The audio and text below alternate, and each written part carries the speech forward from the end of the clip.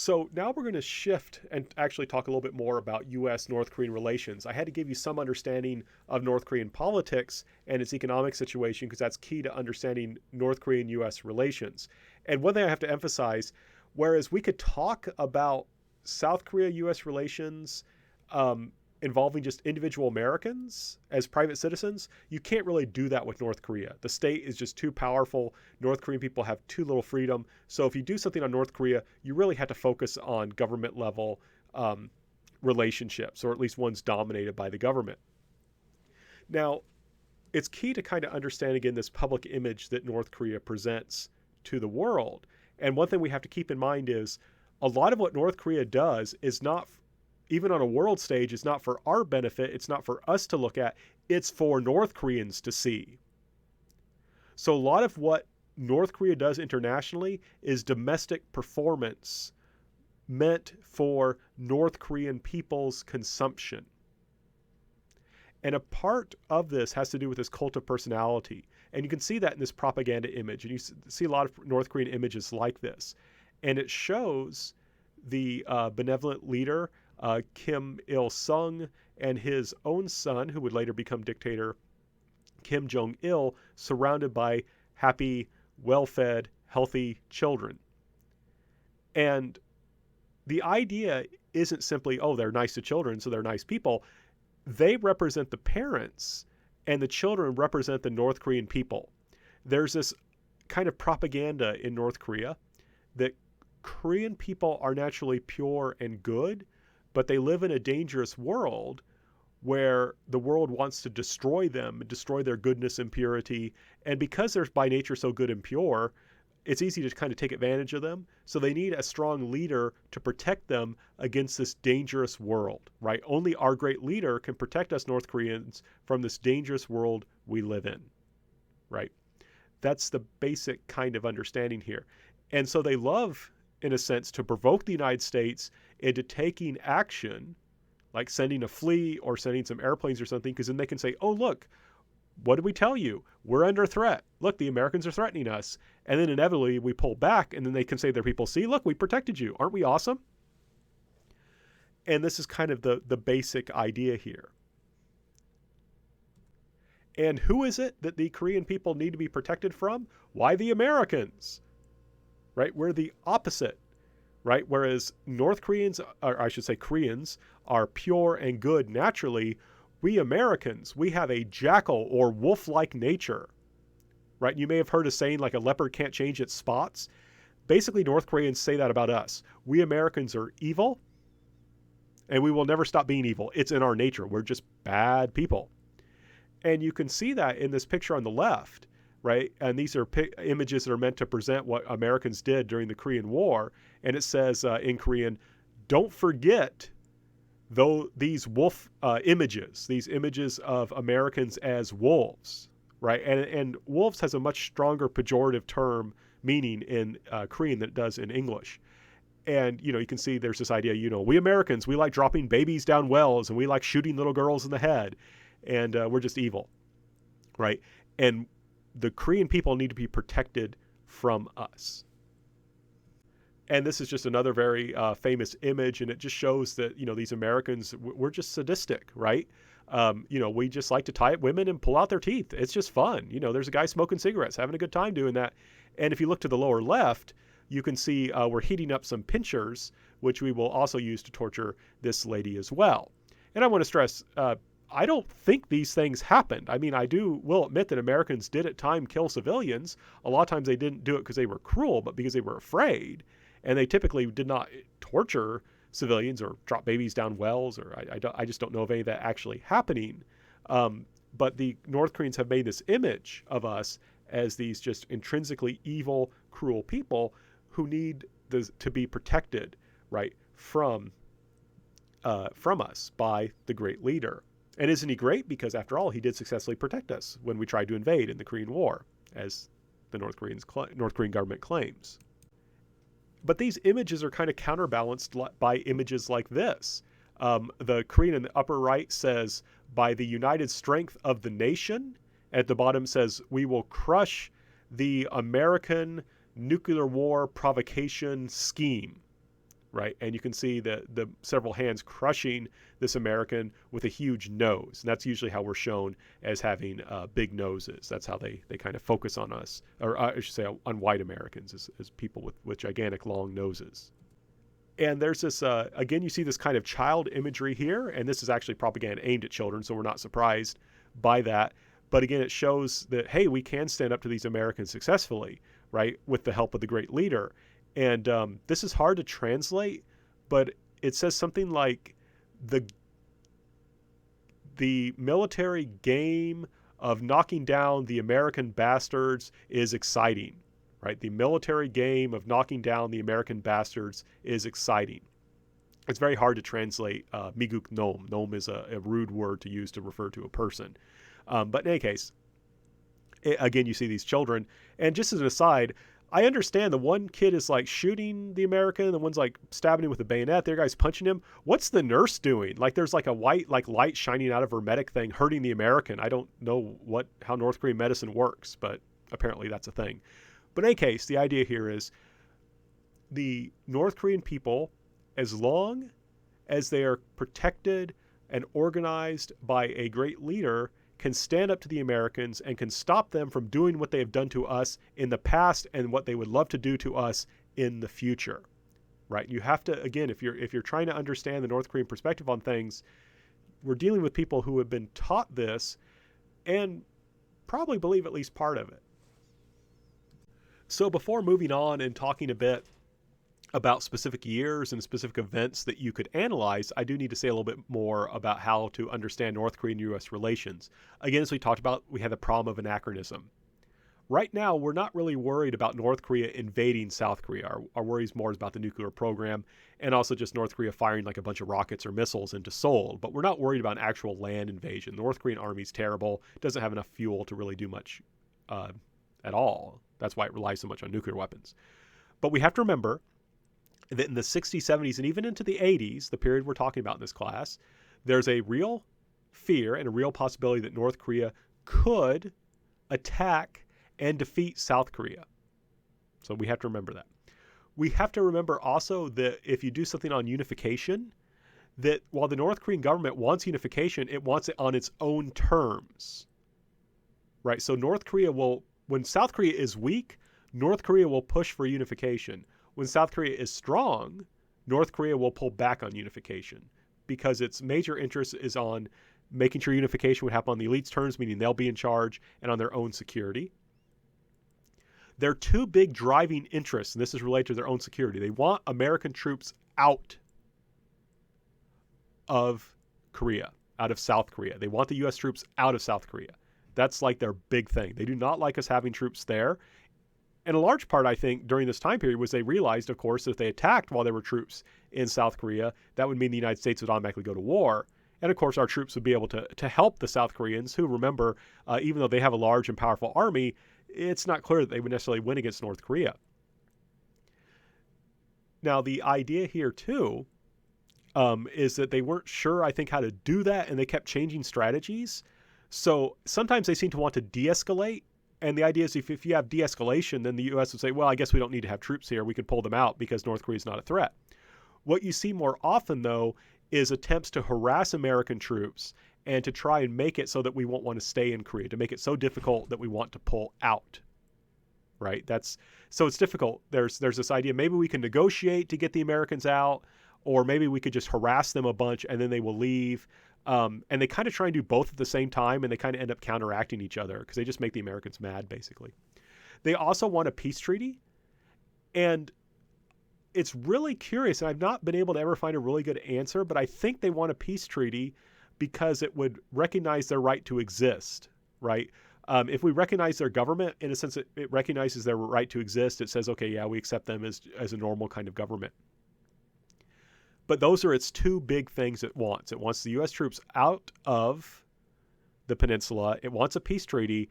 And in part, it was understood that that's good for its own security and would be necessary for unification on the elite's terms. So keep that in mind when you're looking at why North Korea acts the way it does. One thing we also have to remember, North Korea is not a democracy. It is not responsible to public opinion in the way the United States or the Republic of Korea are, right? So if something goes bad for the United States in North Korea, we all know about it. Like, it's broadcast on the news and things like that. And, if we were really upset, we could protest to our government, we could complain. And the same thing is true in the Republic of Korea, especially because, they're neighbors with North Korea.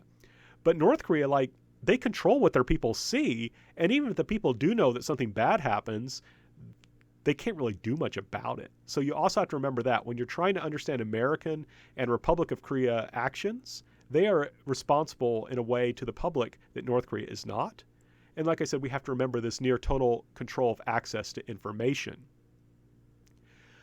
Oftentimes, North Korea seems to behave in ways that are bizarre to us. And so sometimes its tactics seem very strange, but we have to remember that if we can connect them to their basic strategy, we can kind of make more sense of them, right? And that's what I mean, is we're going to talk about North Korea is going to do these things that seem really provocative, right? And we have to remember that, for example, we're going to talk about how they will bomb things, right? They're going to launch these weird bombings. It's like, what are they trying to do here? Well, for whatever reason, they're trying to get attention. They're trying to harass and make things difficult for South Korea or the United States. And they have some kind of general plan, and often it fits back to this idea: we want U.S. troops out, we want a peace treaty, we want unification, we want security. Now, that being said, it's not always clear that government action is unified, despite propaganda, right? One thing we have to emphasize in looking at North Korea is it's not always clear that when something bad happens, when North Koreans do something bad, it's not clear that that's something that the central government ordered. And despite attempts to destroy factionalism, factionalism was in many ways destroyed by Kim Il-sung. It will rise up again, and if it's not dealt with, you'll actually have new factions. So it's possible, and this is a problem because we just don't always know what's going on in North Korea. It's possible that basically the left hand doesn't know what the right hand is doing. So some part of the North Korean government could do one thing, and then another part could do something else. And sometimes, as we'll see, it's just soldiers on the ground doing things on their own. And one thing we also have to remember about North Korea, remember, they're really isolated. Even their leadership, to a large degree, is isolated. And I'm not sure that they really understand what's happening outside, even the educated elite people.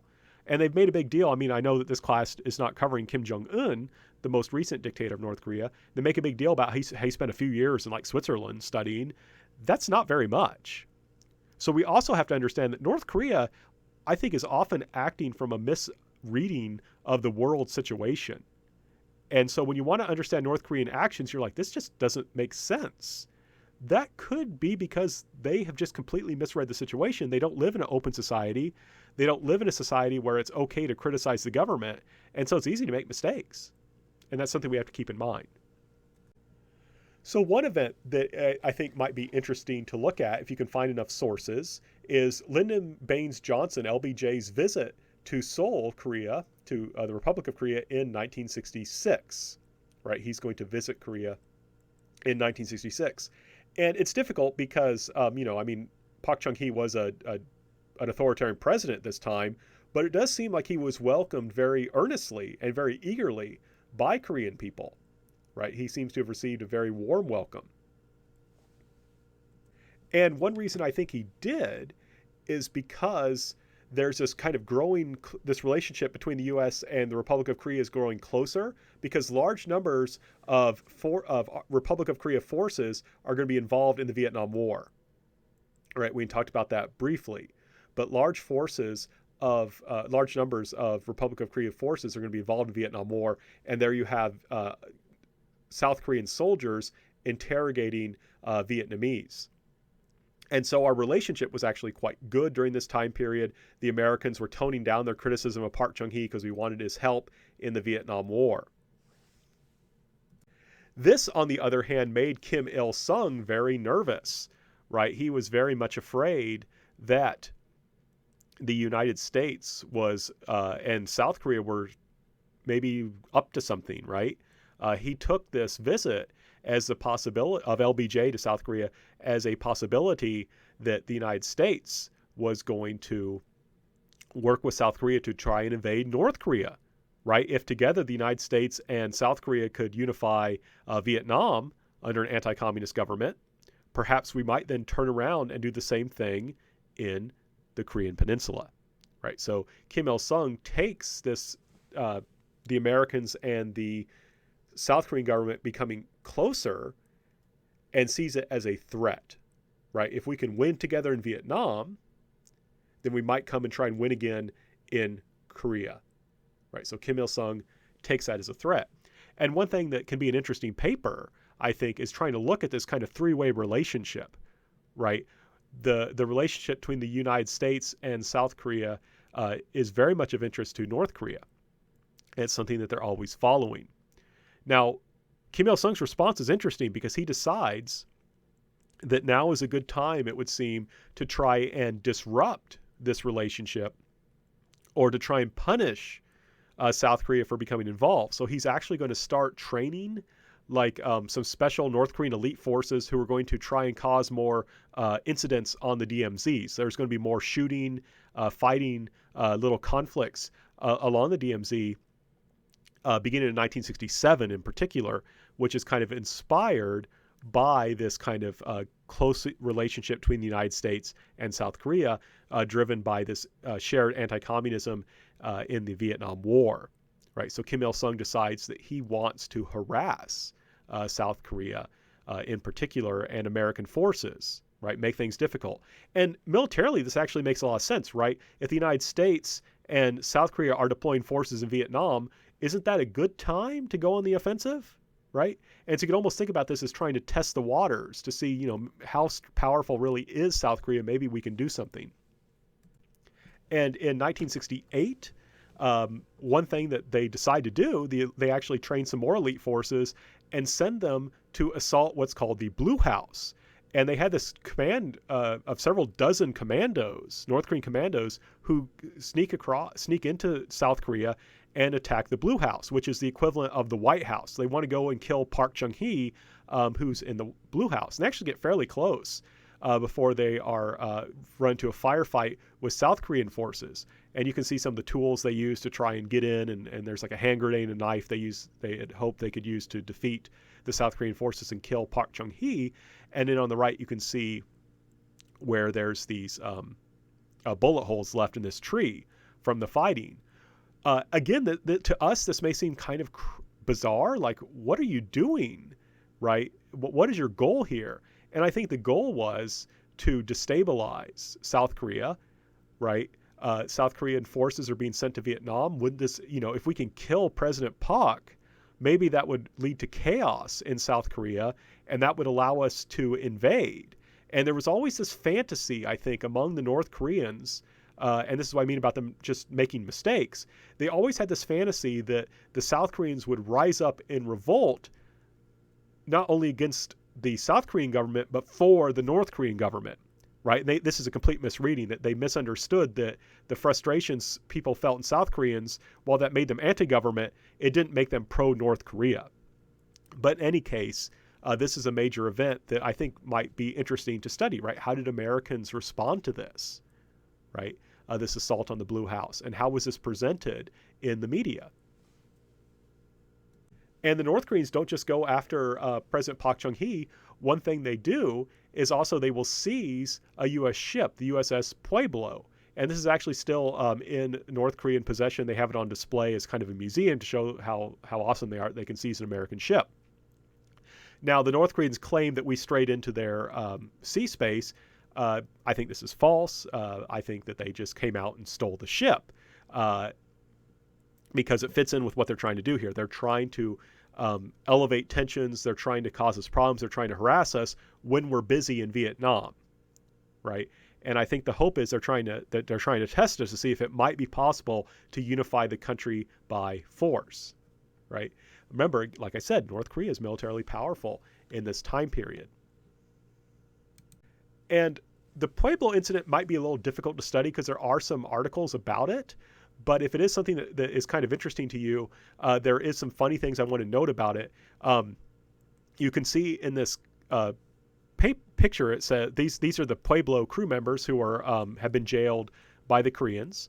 North Koreans. And it says, the North Koreans are having a hard time proving to the world that the captive crewmen of the USS Pueblo are a contrite and cooperative lot.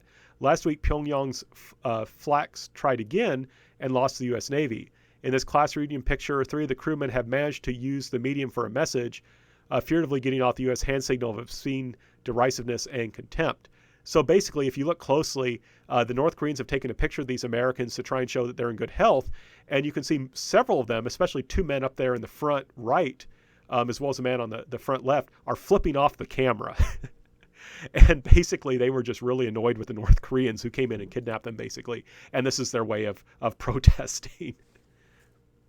And in order to be released, they had to actually give a confession. And if you go to the website here, you can see the full confession.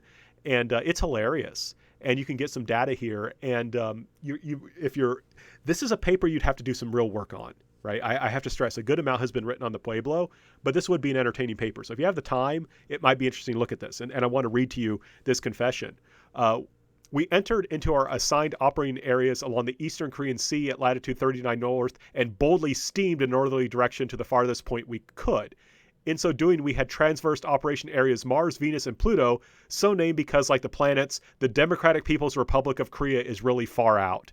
We knew that the lackeys, the Bowery Street billionaires, would never be satiated until we had found out all there was to know about the huge successes that the noble peace-loving peoples of the Democratic People's Republic of Korea had made in the recent past. Surely we had to find out how come such a newly created government could lead its people so quickly into the number 1 position. As we went about detecting this valuable information, particularly the oceanic salinity, density, ionic dispersion rate, humpback whale counts, both Lion-Ho protoplasmic, unicellular euglena, and plankton counts. This information was of the highest value to our own scientists for the development of warmongering at sea when no one was looking. So clearly what they're doing in this so-called confession is they're taking advantage of the fact that the North Koreans don't know English very well to make fun of them and say, look, you're trying to make this into a big deal. We were just a ship out here doing oceanic research. We weren't doing like anything cool, right? We were counting plankton, right? And you're trying to make it into this big thing. And they actually, the North Koreans, I believe, accepted this confession. And so, this is the kind of thing that I think would make a wonderful paper. People have written about the Pueblo. They tend to just note that this was funny, but this is something I think would make an interesting paper if you could look at this in terms of how this was a protest and what was going on. But like I said, you'd have to do some real research to make this into a real paper. Now, in 1969, Nixon is going to announce what's called the Nixon Doctrine, also called the Guam Doctrine, which is because he gave a speech about it in Guam, which is basically saying that we want to pull out a number of our military forces from Asia. We have made too much of a commitment there, and our Asian allies need to do more in their own defense, right? They need to do more to defend themselves. And in a sense, in a way, this was kind of an attempt to have a face-saving way of exiting Vietnam, right? This is, in Vietnam's case especially, this would be referred to as Vietnamization. But that's the basic kind of thing that's going on. And this is one thing I want to stress, that is it's important to know this kind of background information, because the policy itself, it's talking about all of Asia, but it's going to have an important impact on the relationship with the Koreas. So, and then shortly after this, you have these series of diplomacy and meetings aimed at opening up diplomatic relations between China and the United States. And oftentimes, and this is successful, that's Mao Zedong and President Nixon meeting there. This was successful, and it led to a kind of de-escalation in tensions between the United States and China. And usually in American history, this is just treated as a really, really good thing, right? That this was, was good. We're getting, we're going to de-escalate. We're going to have peace with China. We can start forming ties that are mutually beneficial. This is a good thing. It freaks out the South Korea. South Korea is very unhappy about this, right? Because if you combine this with the Guam Doctrine, and you have this kind of, de-escalation with China, that seems to imply that we're not going to be as committed to anti-communism. We're not going to support South Korea as much, right? That makes South Korea nervous. It also makes North Korea nervous for the exact same reasons, but now if China is not as anti-American, right, and is closer to the Americans, where does that leave North Korea? Maybe China's not going to support us as much against the Americans. So this is something we have to keep in mind. And one thing I want to point out, and this is similar to I think maybe what Kim Il-sung was trying to do. Remember, the Yushin system starts in 1972. Remember, that was Park Chung-hee becoming much more of a dictator, much more of an authoritarian, totalitarian dictator. It's interesting that he does that in 1972 when he feels that he's being abandoned, right, by the United States. He's saying, uh-oh, we're in trouble here. We need unity at home, right? We need unity at home. And this is just important to keep in mind just how much foreign diplomacy affects Korea as a smaller country. Now, what this led to was a rapprochement between North and South Korea. They actually started having, through the Red Cross and then later through official channels, they started having talks about possible unification, right? They say, uh-oh, we're both in a weaker position. Maybe we should try and work things out on our own. And looking at American reactions to this might be an interesting paper, right? Looking at how the Americans react to specific instances like this might be interesting. Now, needless to say, the talks break down, and what ends up happening is Park Chung-hee discovers, or I should say his government discovers, that while they were having these talks, the North Koreans were digging tunnels under the DMZ so that they could invade South Korea. And the South Koreans found multiple tunnels. And these things are impressive. I've actually been in one of them. One of my friendship family daughters from Korea took me, and her and her father and I all went on a DMZ tour, and they took us through one of these tunnels. And I was just astounded at this thing, how just well it had been built. And it was clear that you could move a lot of people through this tunnel very, very quickly. And this made the South Koreans very upset. And they actually released pamphlets in English discussing these tunnels. And I think they're using them in an attempt to try and convince Americans to say, look, you guys gotta support us. You gotta help us. And like I said, these pamphlets are in English, and they may make for an interesting research topic, right? And again, this would be pretty good because I don't think anyone's really written on this, and it's a nice limited topic, right? It's not going to be this huge big thing. You're just focusing on how did they try and convince the Americans that the tunnels are dangerous, right? And that the Americans could support South Korea. Now, into the 1970s, a lot of these kind of provocations being carried out by the North Koreans have kind of pulled back, right? They're not doing this as much. And this is important for us to understand, and this is where you do that secondary research to understand the historical context.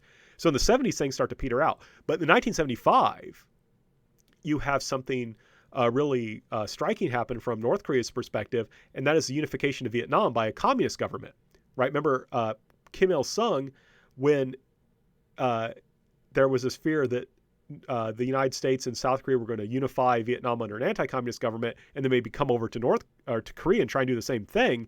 Now the situation is completely reversed. And Kim Il-sung is hopeful that it might be possible for something to actually happen, right? To actually unify South Korea through force, right? We can get South Korea, we can all become one country again under my leadership. And this seems to have led him to be more aggressive, right? And to want to challenge things more. And it seems to have also encouraged anti-American propaganda even more. And it's 1 year after this, in 1976, that the infamous axe murder incident occurs. Again, this is something you can look at. There's been some research on it, but I do think that there's probably room for more. Could be done, but that would be for you to decide. It depends on how much work you want to do. But basically what happened was there was a tree that was blocking an American observation post, and they couldn't see because the tree was too big. And what happened then is the Americans went out to cut down parts of the tree. And in this time period, there were actually places where North and Korean and American soldiers could interact. And this is really dangerous. And they would really be rude to each other and try and intimidate each other. And some North Korean soldiers showed up and said, what are you guys doing? And they're like, oh, we're just cutting down this tree. And initially, North Korean soldiers are like, oh, that's cool. And they sat down and watched. But then some of the North Korean soldiers, and it's not clear whether it was the soldiers themselves or someone higher up, and if it was someone higher up, how high were they? A bunch of them showed up and said, we're going to kill you. And the Americans were used to getting these kinds of threats and were like, yeah, whatever, we're cutting down this tree. And purposely, the American officer turned his back on the North Koreans to say, we don't care. We're going to do this. We're just going to ignore you and pretend like you're not here. And this was well within the rights of the Americans to do this. They could cut down the tree. And the North Korean soldiers just suddenly attacked the Americans, killed 2 American officers. It's called an axe murder incident because they used an axe, but they also used other weapons as well, basically just beat the Americans to death. And the American soldiers were forced to retreat. This almost led to a war, as you can imagine. And what ended up happening was the Americans, we brought in like some naval forces. We really intimidated North Korea. And then we sent like a force of like some tanks and some other equipment, a bunch of heavily armed soldiers to cut down the tree, or to at least prune it. And that's kind of the remains of the tree right there. And there's actually a monument there to the soldiers who were killed. And this is one of the rare times Kim Il-sung actually issued an expression of regret. It wasn't quite an apology, but expression of regret is actually pretty good to get from Kim Il-sung. And this might be an incident to kind of look at. But there's a lot of incidents. These are the main ones that you could look at. You know, how does the American government react? How does the press react? These are things that might make for an interesting paper. But again, especially with this incident, there's a lot on it. So you would have to be careful that you don't get overburdened.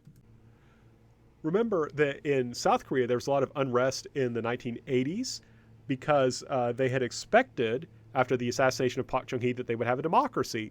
But instead, Chun Doo-hwan is going to seize power and use violent force to keep it. So there's all this unrest in Korea in the 1980s.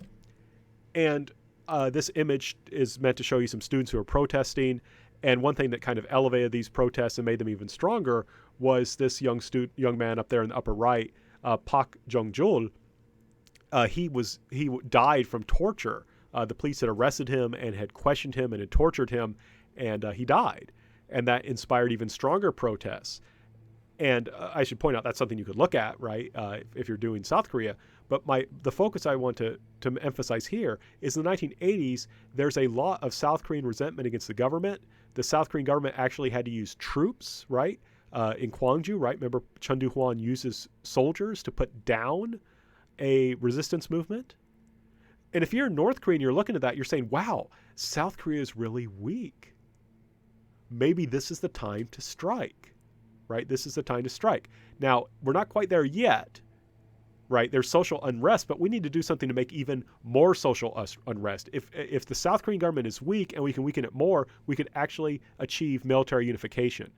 And it's still in this time period that even though South Korea is pulling ahead of North Korea in economic power, North Korean military is still to be feared. So we have to keep that in mind, right? From the diplomatically, from the North Korean perspective, there is an opportunity for them to create further unrest in South Korea and use that to achieve unification. One thing that they did was that they organized the bombing in Rangoon, then called Burma, but we now call it Myanmar, of a meeting of Chun Doo-hwan, remember the president of South Korea, and some of his cabinet ministers with high officials from Burma. And this killed a large number of high officials, did not kill Chun Doo-hwan. And this seems to have this act of terrorism seems to have been an attempt to destabilize the South Korean government. This is one reason I'm not a big fan of North Korea. I mean, it is sponsoring this kind of state terrorism designed to destabilize a country, right? And they just didn't care about, the innocent people who were also killed, right? But this one thing I want to point out is that the South Korean government released English materials about this incident, trying to present its own view and use it to try and get Americans to support them. So there's actually like this interesting little booklet you could read and study if you wanted to look at this bombing and how it's being used by South Korea in its relationship with North Korea in order to get kind of military or get some kind of assistance from the United States. Particularly shocking then is in 1987, 2 North Korean agents would plant a bomb on a Korean Airlines jet that I believe was going to Baghdad. South Korea, a lot of South Korea's economic development occurred because it was had a growing construction industry, and it coincided with a boom in oil money. So a lot of countries in the Middle East had a lot of money and were undertaking a lot of construction projects, just as South Korea had a very growing, efficient, high-quality construction businesses. So there was all these Koreans going to the Middle East, and the North Korean government ordered the bombing of this jet, killing, I think, something like 110 civilians and about 11 crew members. So a very terrible act of terrorism. And what's really bizarre is that there was a man and woman, a North Korean agent, and the woman there, the man killed himself, but the woman who's there being escorted by South Korean policewomen. She did not kill herself. She was put on trial. I believe she converted to Christianity, repented of her actions, and I think she may still be alive today. This is something you could certainly cover. It might be an interesting paper to kind of look at how Americans are reacting to this. Now, you may say, what was North Korea doing? And in part, I think this maybe was meant to destabilize South Korea. But if you look very closely at the wreckage, you'll say it says Seoul, 1988, and there are the symbols of the Olympics. And this is because North Korea was very upset that Seoul had won the Olympics and that North Korea wasn't going to be allowed to share, right? North Korea wanted to basically make this a joint Olympics, and that just wasn't going to work, in part because of what North Korea was. And then there wasn't a willingness to allow North Korea to host some events, but they were just minor events. North Koreans said, no, we don't want to do that. And the North Koreans tried to sabotage the Olympics in South Korea, tried to say, oh, South Korea has like an AIDS epidemic, and if you go to South Korea, you're going to get AIDS and die. I'm not kidding. That was part of the propaganda they tried to spread about South Korea. And when that failed, they just decided, let's blow up a jet and kill a bunch of people. So that's something you could certainly look at. A lot there, I think, that has, in many ways, I believe, been understudied. Now, the Seoul Olympics will go forward anyway.